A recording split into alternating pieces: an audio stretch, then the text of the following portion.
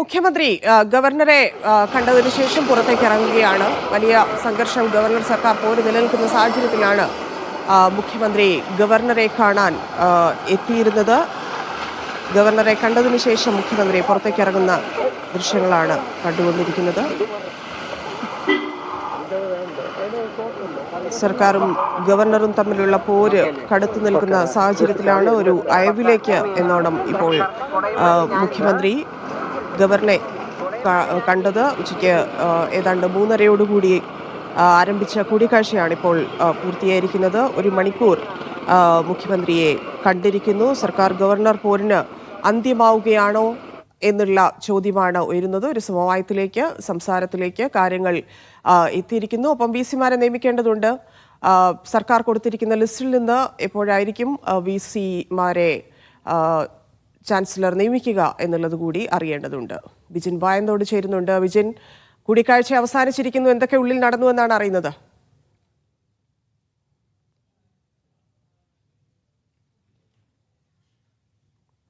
Yes, വിജിനിലേക്ക് വരാം. ഒരു വെടിനിർത്തലിലേക്കാണോ കാര്യങ്ങൾ എന്നുള്ളതാണ്. സർക്കാർ ഗവർണർ പോരൊരു സമവായത്തിലേക്ക് എത്തുകയാണെന്നാണ് സൂചന ലഭിക്കുന്നത്. രാജേന്ദ്ര അർലേക്കറുമായി മുഖ്യമന്ത്രി കൂടിക്കാഴ്ച നടത്തിയിരിക്കുന്നു. ഭരണപ്രതിസന്ധി സമവായത്തിലേക്ക് നീങ്ങുന്നു. കഴിഞ്ഞ ദിവസമൊക്കെ വിദ്യാർത്ഥി സംഘടനയായ SFI ഉൾപ്പെടെ വലിയ VC എത്തിയപ്പോൾ തന്നെ നമ്മൾ കണ്ടതാണ്. ആ ദിവസം മുതൽ തന്നെ ഇതിലൊരു തീരുമാനമാകും എന്ന് പ്രതീക്ഷിച്ചതുമാണ്. സ്വാഭാവികമായിട്ടും ആ രീതിയിലാണ് കാര്യങ്ങൾ പോകുന്നത്. വിജിൻ വായന്തോട് ചേരുന്നുണ്ട്. വിജിൻ, മീറ്റിംഗ് അവസാനിച്ചു. 1 മണിക്കൂർ കൂടിക്കാഴ്ച നടത്തിയിട്ടുണ്ട്. എന്ത് അകത്ത് സംഭവിച്ചു എന്ന് മനസ്സിലാക്കുന്നു?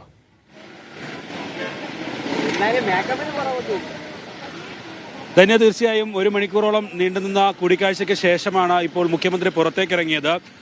വിവിധ വിഷയങ്ങൾ മുഖ്യമന്ത്രി ഗവർണറുടെ ശ്രദ്ധയിൽപ്പെടുത്തിയെന്നാണ് മനസ്സിലാക്കുന്നത്. ഒപ്പം തന്നെ ഇത്തവണത്തെ ഓണാഘോഷത്തിനുള്ള ക്ഷണവും മുഖ്യമന്ത്രി നടത്തി എന്നുള്ളതാണ് ഇപ്പോൾ മനസ്സിലാക്കാൻ കഴിയുന്നത്. കൂടുതൽ വിവരങ്ങൾ എന്തായാലും പുറത്തു വരേണ്ടതുണ്ട്. എന്തായാലും സർവകലാശാല ഭേദഗതി ബില്ല്, ഒപ്പം തന്നെ സ്വകാര്യ സർവകലാശാല ബില്ല് ഉൾപ്പെടെയുള്ള വിഷയങ്ങൾ ചർച്ചയായിട്ടുണ്ട്. ഒപ്പം 2 വൈസ് ചാൻസലർമാർ, അതായത് KTU അതുപോലെ തന്നെ ഡിജിറ്റൽ സർവകലാശാലകളിൽ ഹൈക്കോടതിയുടെ വിധിയുടെ അടിസ്ഥാനത്തിൽ സർക്കാർ ഒരു പട്ടിക സമർപ്പിച്ചിട്ടുണ്ട്. 3 അംഗങ്ങൾ ഉൾപ്പെടുന്ന 2 പട്ടികയാണ് സമർപ്പിച്ചിട്ടുള്ളത്. ഇതിൽ നിന്ന് താൽക്കാലിക വൈസ് ചാൻസലറെ നിയമിക്കുന്ന കാര്യത്തിൽ ഉൾപ്പെടെയുള്ള തീരുമാനം, വിഷയങ്ങൾ ചർച്ചയായിട്ടുണ്ട്. തീരുമാനം എന്ത് ഗവർണർ സ്വീകരിക്കുന്നു എന്നുള്ളതാണ് ഇനി അറിയേണ്ടത്. കഴിഞ്ഞ ദിവസം തന്നെ ഇക്കാര്യത്തിൽ സുപ്രീം കോടതിയെ നേരത്തെ സമീപിക്കുമെന്ന് അറിയിച്ചിരുന്നെങ്കിലും പക്ഷേ അത് നീണ്ടുപോകുന്ന സാഹചര്യമാണ് ഉണ്ടായത്. കഴിഞ്ഞ ദിവസമാണ് ഗവർണർ ഇങ്ങോട്ട് എത്തുകയും ചെയ്തത്.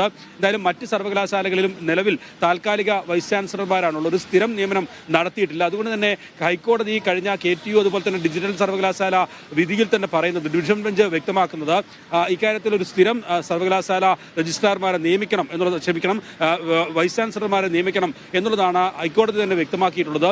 അതിന്റെ അടിസ്ഥാനത്തിൽ കൂടിയാണ് ഇത്തരത്തിലൊരു ചർച്ച നടന്നത്. എന്തായാലും എല്ലാ സർവകലാശാലകളിലും വലിയ പ്രതിസന്ധി നിലനിൽക്കുന്ന സാഹചര്യത്തിലാണ് മുഖ്യമന്ത്രി തന്നെ നേരിട്ട് രാജ്ഭവനുമായി ഗവർണറുമായ ഒരു കൂടിക്കാഴ്ചയിലേക്ക് നീങ്ങിയത്. എന്തായാലും ആ കാര്യത്തിൽ ഏതൊക്കെ തരത്തിലുള്ളൊരു അനുനയന ശ്രമമാണ് നിലവിൽ മുഖ്യമന്ത്രിയുടെ ഭാഗത്തുനിന്നുണ്ടായത്, ഏതൊക്കെ വിഷയങ്ങളിൽ സമവായം ഉണ്ടായിട്ടുണ്ട് എന്നതൊക്കെ അല്പസമയത്തിനകം വിവരങ്ങൾ ലഭിക്കും. എന്തായാലും ഈ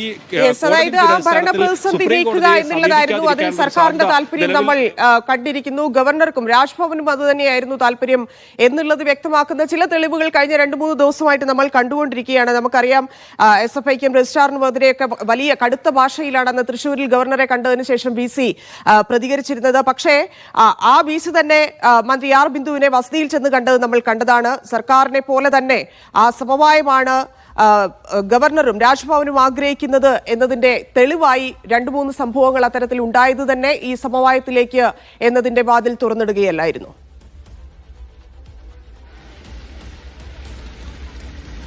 തന്നെ തീർച്ചയായും നേരത്തെ തന്നെ സർക്കാർ ഇക്കാര്യത്തിൽ രാജ്ഭവനുമായ ഒരു ആശയവിനിമയം നടത്തുന്നുണ്ടായിരുന്നു. ഒപ്പം തന്നെ ഉന്നത വിദ്യാഭ്യാസ മന്ത്രി തന്നെ ഈ വൈസ് ചാൻസലർമാരുമായൊക്കെ ഒരു ആശയവിനിമയം നടത്തിയിട്ടുണ്ട്. ഇങ്ങനെ സർവകലാശാലകളിലെ വിഷയങ്ങൾ മുന്നോട്ട് കൊണ്ടുപോകാൻ കഴിയില്ല എന്നുള്ള ഒരു തീരുമാനം കഴിഞ്ഞ മന്ത്രിസഭാ യോഗത്തിൽ തന്നെ വന്നിട്ടുണ്ട്. അതിന്റെ അടിസ്ഥാനത്തിലാണ് മുഖ്യമന്ത്രിയുടെ നിർദ്ദേശപ്രകാരം മന്ത്രി R ബിന്ദു തന്നെ ഇക്കാര്യത്തിൽ ഇടപെടാനുള്ള ഒരു നീക്കമൊക്കെ നടത്തിയത്. അതിനുശേഷമാണ് ഇപ്പോൾ ഈ ഗവർണറെ നേരിട്ട് കാണുന്നത്. നേരത്തെ തന്നെ സൂചിപ്പിച്ചതുപോലെ ഇക്കാര്യത്തിൽ ഒരു 2 പേരും ഒരു ചെറിയ തരത്തിലുള്ള വിട്ടുവീഴ്ചയുടെ ഒരു നീക്കം നീക്കങ്ങളൊക്കെ നടത്തിയിരുന്നു. അതാണ് ആർ ബിന്ദു ഈ മോഹനൻ കുന്നുമ്മലിനെതിരായ വിമർശനം മയപ്പെടുത്തിയതും ഒപ്പം തന്നെ മോഹനൻ കുന്നുമ്മൽ ആർ ബിന്ദുവിന്റെ വീട്ടിലെത്തി നേരിട്ട് സന്ദർശിക്കുകയും ചർച്ച നടത്തുകയും ഒക്കെ ചെയ്ത സംഭവം. അതുപോലെ തന്നെ ആണ് രാജ്ഭവനുമായ ഒരു സമീപനത്തിനുള്ള നീക്കം നടത്തുകയും ചെയ്തത്. അതിനിടയിലാണ് മുഖ്യമന്ത്രി തന്നെ നേരിട്ട് രാജ്ഭവനിലെത്തി ഒരു സമവായ പാത സ്വീകരിക്കുന്നു എന്നുള്ള നിർദ്ദേശം വന്നത് ഇന്നലെ. എന്തായാലും ഇന്ന് 1 മണിക്കൂറോളം, സാധാരണഗതിയിൽ ഇത്രയും സമയം കൂടിക്കാഴ്ച നീണ്ടു നിൽക്കാറില്ല. എന്തായാലും ഇന്ന് 1 മണിക്കൂർ, കൃത്യമായി പറഞ്ഞാൽ 3:30 ആരംഭിച്ച് 4:30 അവസാനിക്കുന്ന നിലയിലാണ് ചർച്ചകൾ പോയത്. അതിനുശേഷം ചായസൽക്കാരം ഉൾപ്പെടെ കഴിഞ്ഞാണ് മുഖ്യമന്ത്രി പുറത്തേക്കിറങ്ങിയതെന്നാണ് വ്യക്തമാകുന്നത്. എന്തായാലും നേരത്തെ സൂചിപ്പിച്ചതുപോലെ യൂണിവേഴ്സിറ്റിയുമായി ബന്ധപ്പെട്ട വിവിധ വിഷയങ്ങൾ ഉണ്ട്. ആ യൂണിവേഴ്സിറ്റികളിലെ വിഷയങ്ങളും 2 ബില്ലുകൾ, അതായത് 3 മാസം, കൃത്യം പറഞ്ഞാൽ അടുത്ത മാസം 6-ാം തീയതി 3 മാസം തികയാണ് സ്വകാര്യ സർവകലാശാല ബില്ലും ഒപ്പം തന്നെ സർവകലാശാല ഭേദഗതി ബില്ലും. അതുകൊണ്ട് തന്നെ അതിൽ ഒപ്പിടണം, അല്ലെങ്കിൽ രാഷ്ട്രപതിക്ക് അയക്കണം. അത്തരം നീക്കങ്ങൾ ഗവർണറുടെ ഭാഗത്ത് നടക്കേണ്ടതാണ്. ഇതുവരെയും നടന്നിട്ടില്ല. അങ്ങനത്തെ പ്രതിസന്ധികൾ ഒഴിവാക്കുക എന്നുള്ളത് മാത്രമാണ് സർക്കാർ ഗവർണർ പോരിന് അന്ത്യമാകുന്നു എന്നാണ് ഈ കൂടിക്കാഴ്ചയിൽ നിന്ന് മനസ്സിലാകുന്നത്.